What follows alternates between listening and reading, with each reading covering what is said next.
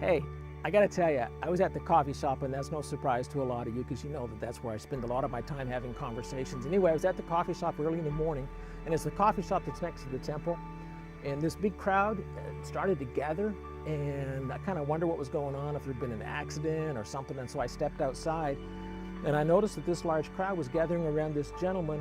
I couldn't recognize him at first, but I heard through the crowd people were referring to him as Jesus, and so I followed the crowd to see what was going on.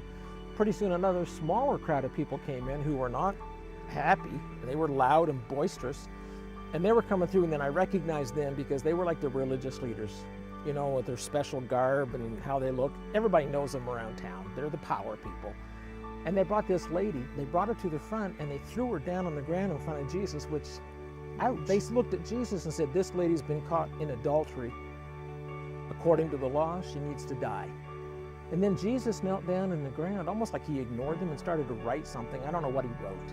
Scratched something in the ground, and the leaders, the power people, they just kept talking about, "This lady deserves the consequence.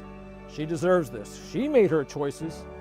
And Jesus stood up and looked at them while they were making all their power comments, and he said, "Listen, any of you who are without sin, go ahead and cast the first stone." He was pretty smart. But you know what? I could have heard a pin drop. Nothing. Jesus sat back down on the ground and started to write. Keep writing whatever he was writing. And the power people, they left. They felt uncomfortable.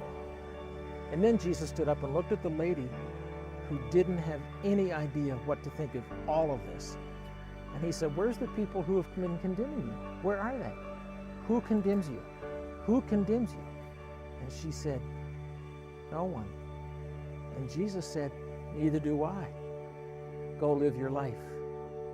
Stop making those choices and don't sin." And she walked off.